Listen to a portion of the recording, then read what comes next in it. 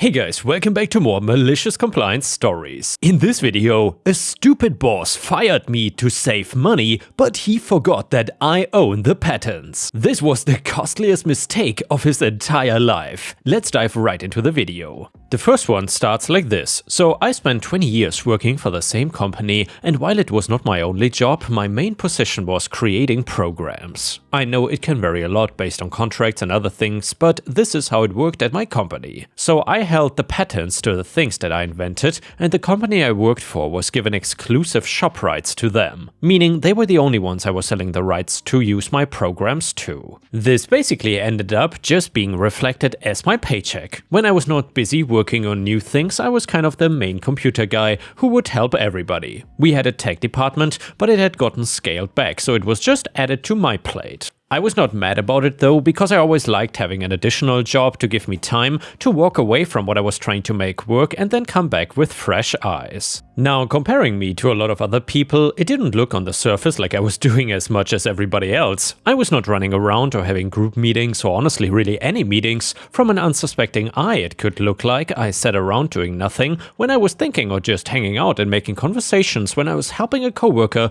with a tech problem. Everybody knew me, so I was not having any issues like that. Until Kevin, a male Karen basically, showed up. Now, in this many years working, I had come across Kevins before, and while they were horrible usually, they did not last long before getting fired or dramatically quitting when about to be fired. Well, this Kevin was different because he was coming into the company as a role of a boss instead of a coworker. We knew for a while that our old boss was gonna retire and they were gonna bring in somebody else that none of us knew. A few people were worried, but most of us did not even think about the possibility of somebody not good coming in. Kevin did not waste any time at all before he started making a ton of changes that seemed pointless and were starting to bother people. The first thing he did was decide that the email system we were using was outdated and he wanted to use some other way for communication that was not email based. Instead, it was based on a portal that seemed to always be going down and having problems.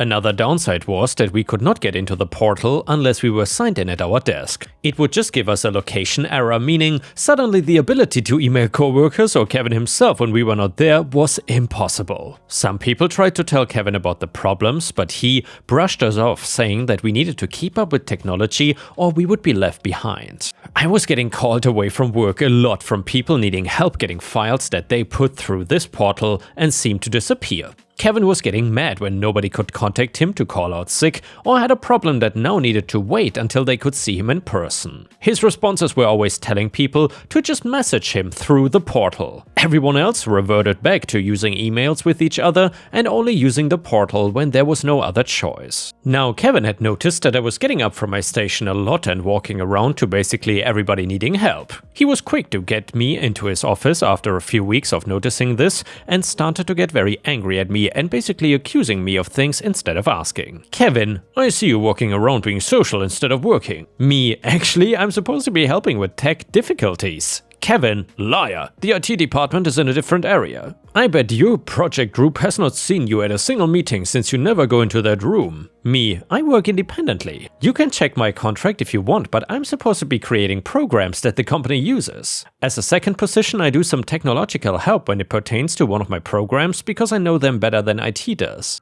I give some examples of what I've done in the past, but he's not impressed by anything I say and looks like I'm just trying to make something up. Kevin, all I do is see you sitting around doing nothing aside from being lazy. I don't know what your old boss thought was acceptable, but there will be no lazy people working for my company. If you have time to sit around, then you can just jump onto a couple of the other projects. Me, if you want me to do the extra work, then I need that reflected in my contract. Kevin, you will do what I tell you to do. I'll be sending you a project to join and I better find out that you're doing it. I walk out of the office now knowing that Kevin does not seem to even understand who I am or the work I do. I did get the message and he wanted me to join a project that had to do with business marketing in which I have zero experience or even knowledge in. I knew that it wasn't part of my job and didn't do it, instead continuing to do my work. I also sent a message to Kevin and HR about the problem, who said they would talk to Kevin and go over my contract and position with him. Kevin did not stop trying to make changes that just seemed overall worse for everybody. He decided that people were wasting time with meetings and instead started imposing time limits on meetings,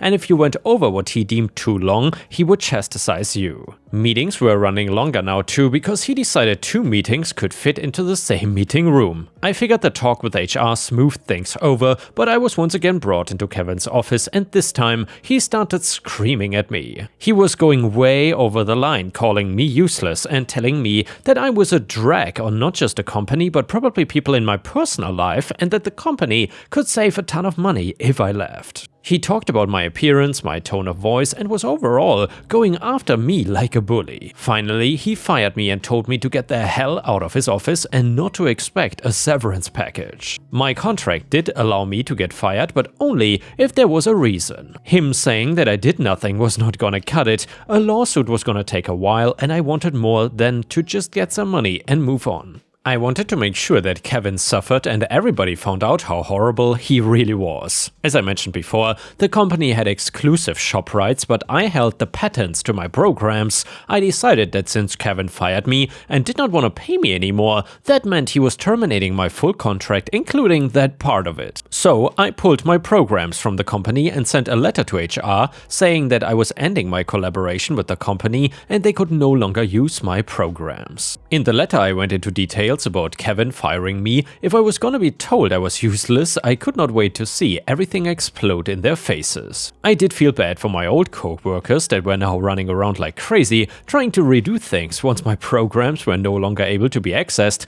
The head was not gonna risk a lawsuit and pulled my things per request. I found out from others that Kevin was losing his mind and yelling at people for not using the programs and trying to change things in the middle of their project. It took a while for him to understand that when the patent holder requested the programs not to be used, it linked back to me. I could probably look back into my emails and phone messages to see the exact date and time it finally seemed to hit him in the brain what he had done. At first he started screaming at me and demanding that I give them access back to my programs and saying they belong to the company since I was working for them when I created them. Well, I explained to him nicely exactly how my contract was written, and he was the one that refused to acknowledge my position while I was there. Later messages had him cursing and screaming at me for wanting to ruin his life. He went as far as to call me a racist, which made zero sense to me because the two of us are both white. I think he was just on a roll insulting me and felt like saying anything that came to mind. All I was doing was taking back my work and going to make money off of it. If he didn't want the programs, then I'm sure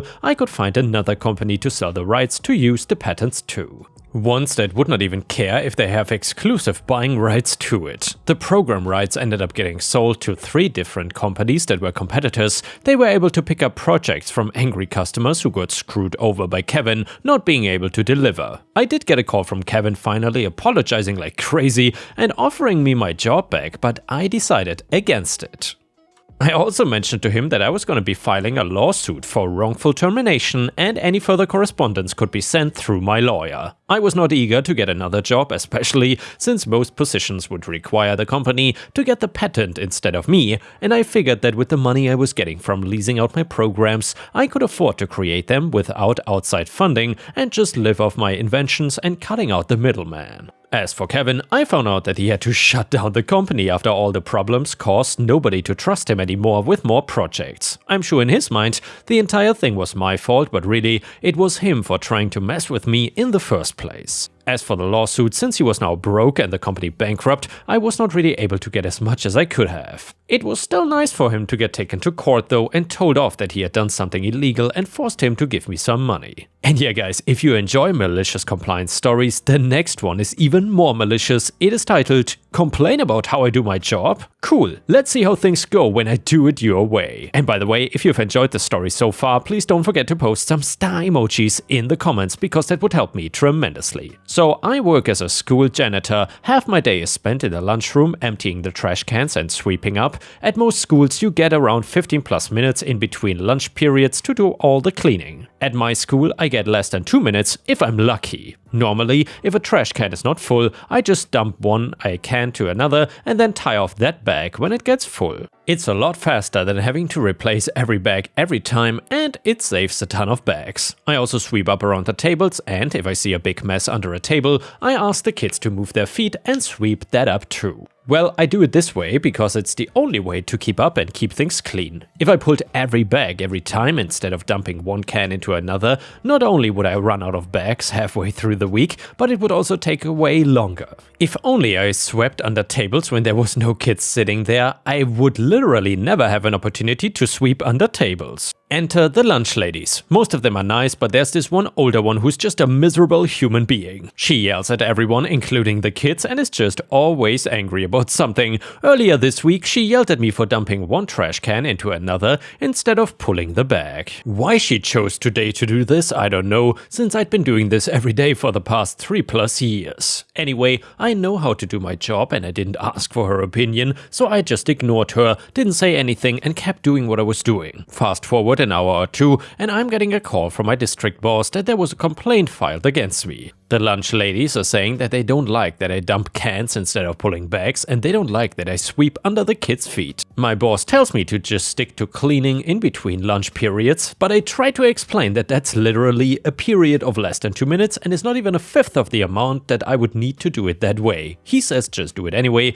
to keep the lunch ladies happy. He's a good dude, but he's just trying to squash complaints and keep them from going further. He says from now on, I'm only to empty trash or sweep the floors in between lunches where there's not students in the cafeteria, and also I'm to pull the bags every time. No more dumping cans. Well, cue the malicious compliance. Starting then, I only cleaned in between lunches when there was no kids. Of course, this is literally like a knife and a half, so I only had time to get to the trash cans. And since I was replacing every bag instead of dumping cans, each can took longer. I did not even have time to sweep at all. The trash cans I couldn't get to would fill up and overflow, and the kids don't care and just keep piling trash on top. The floor got more and more covered in trash. Since I didn't have time to sweep at all, I did this for the rest of the week. The same witchy lunch lady tried to scream at me to go empty the trash when I was standing there on Tuesday, but I explained that I was told by my boss that you guys didn't like me sweeping or emptying trash around the kids, so now I'm only allowed to do that when the cafeteria is empty. I'd love to go get that trash can, but there's kids eating lunch right now, so I'm not allowed. She tried to argue, but I just told her that I'm following direct and explicit orders from my boss. There was pretty much nothing she could do. When the final lunch happened, I cleaned up as much as I could before 2 p.m. and then stopped, as that was my lunchtime and the union requires that we take our lunches at our allotted times. It is non-optional and zero tolerance for deviation, and after my lunch I have to go clean classrooms since school is out, and classrooms take priority over the cafeteria. End result, the cafeteria never got fully cleaned. When the lunch ladies came in Monday and found it still half filthy, they went through the roof and complained to my boss. He called me in and I explained that I was just to follow orders and the lunch ladies were the one who asked that I do things this way. Suffice it to say, I was told to go back to doing it however I thought was best. So pretty much, you wanna stick your nose in my business and tell me how to do my job? Well, let's see how that turns out. Oh, and also since then, I spent the rest of the week calling them out on all the things they were doing wrong. Previously, I just kept my mouth shut and minded my own business, but now? Well, now we are doing this the way you want it. Door propped open because it's incredibly hot in the kitchen and you need the airflow? Well, sorry, that's a security issue. Doors cannot be propped open. Greasy wax paper in the cardboard recycling? Sorry, that cannot go in there. Normally, I would just grab it as I see it, but now? I waited until the end of the day and then tell them. They had to pick it out all by hand. You guys like having the radio playing in the kitchen? Sorry, not allowed. I shut it down. And yeah guys, if you ever got any sort of funny, petty revenge or malicious compliance at your own workplace, then I would love to hear your story in the comments. And the next one is a little revenge story titled, I screwed over my ex-employer after they tried to destroy me.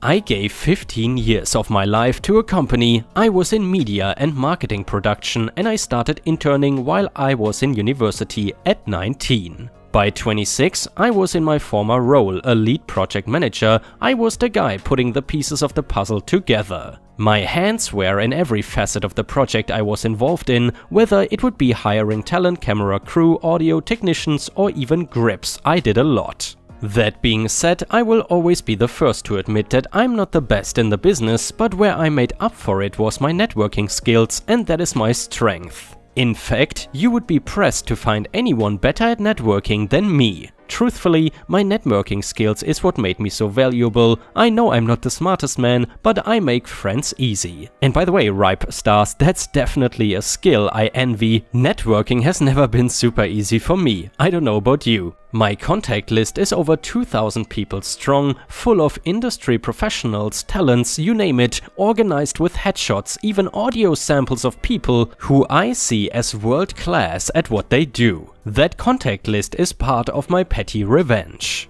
It was this year that I was to be made partner in the firm, and let's just say that did not happen. Even more backstory. 4 years back, I suffered a loss as I lost my wife and child in an accident that brought on a huge depression, and in March of this year I had hit roughly 200 kilograms, which equals 400 pounds. One thing that never suffered through my depression was my work. No matter what, I always gave my work everything I had.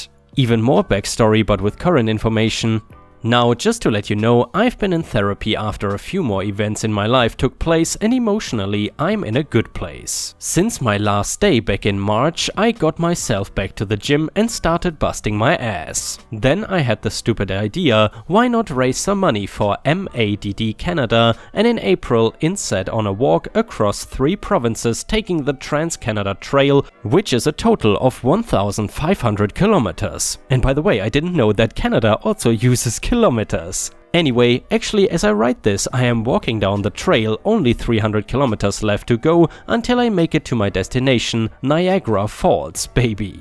As I said, I had a court date today and I had to have a friend come pick me up, drive me to the courthouse in Toronto and drive me back so I could continue on my walk.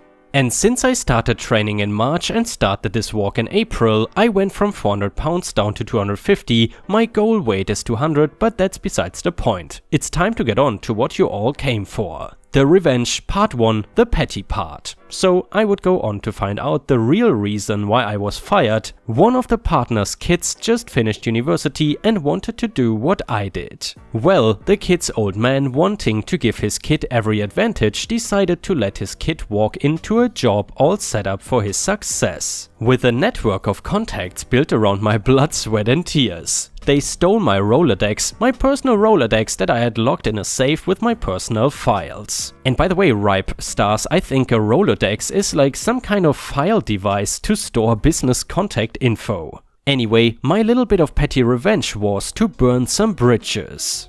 I sent out a simple email and text explaining what happened, breaking some good working relationships between my contacts and my former employer. And now on to the real revenge. I'm going to try to keep this as short as possible, but there is a lot that happened today, so get ready, fasten your seatbelts and enjoy the ride.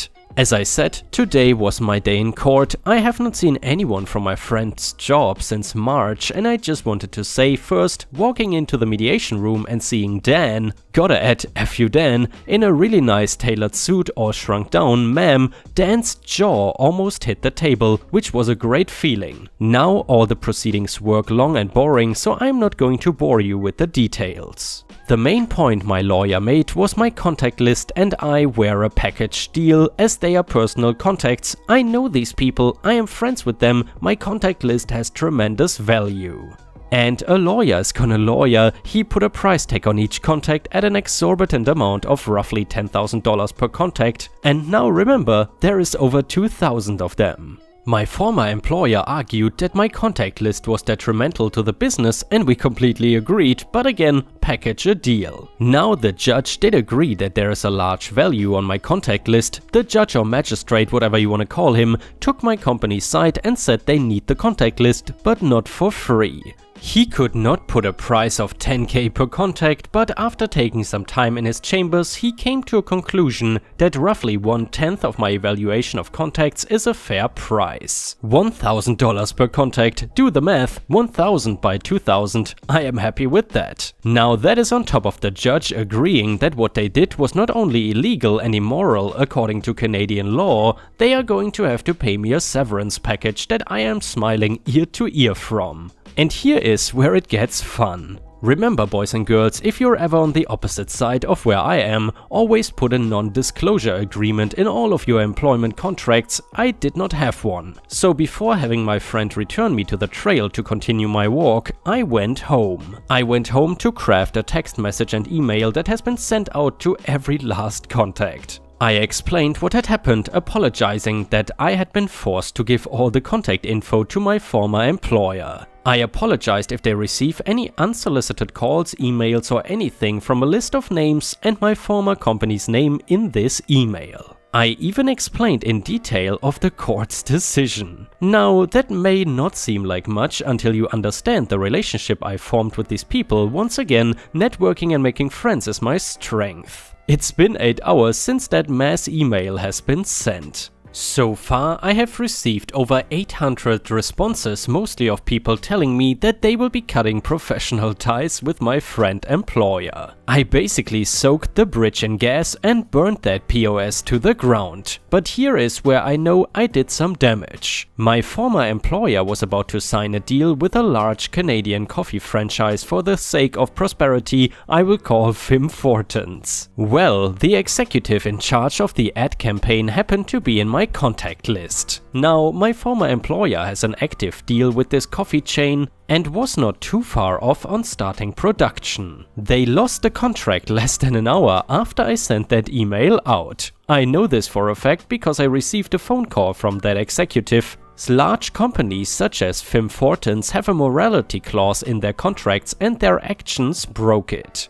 I cost them a multi-million-dollar contract, so always remember that simple non-disclosure agreements in any and all employment contracts. That being said, my friend employer had already started the appeal process against the judge's ruling. I don't even care if I lose, I know their future business is effed. That being said, there is no possible way I will lose. Before we end the video, we will read one last funny story from r/pettyrevenge, which is titled, "Oops, I didn't mean to accidentally petty revenge on my cousin's awful bride." And by the way, this story is brand new, so there's no chance you've heard it before. Anyway, I was never a fan of my cousin's girlfriend. Jim and I were both in our 20s at the time and lived fairly near each other, but the more Julie was involved, the less I saw of him. She was a stuck-up bitch, and my dislike for her was clearly reciprocated on her end. But then again, they had just gotten engaged. Hey, it's his life, his mistake to live with.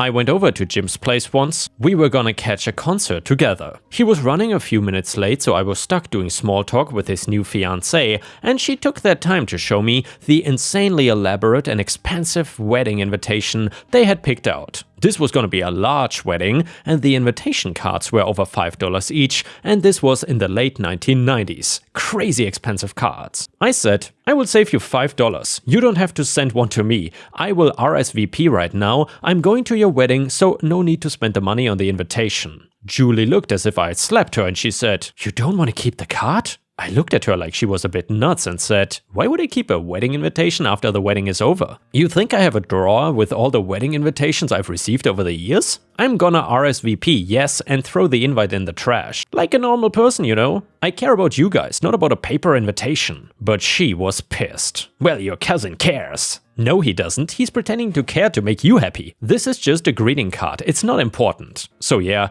that was our relationship in a nutshell. She was all about materialism and appearances, and I was a guy in my 20s hanging out with my cousin, who fortunately walked in right then and ended the stupid discussion. But that is not the unintentional petty revenge. Well, that one came later at the wedding. Remember, it was the 90s. Internet shopping was not then what it is now, so I had to go to a physical store to buy them a wedding gift from their registry. While there, they offered gift wrapping services as well. As a 20-something-year-old guy, I sucked at wrapping presents, a trait that has not improved with age, so I opted for the service and looked at the wrapping paper options. I thought, so everyone else is getting gifts from here too, and they're gonna get them wrapped here as well, and they are all gonna look identical with the 3 options for wedding wrapping paper. So then, I decided to have some fun with it, and I chose New Baby wrapping paper, complete with a small rattle attached to the bow. Hey, it's my sense of humor, and my cousin knew me well. Fast forward to an absurdly expensive wedding,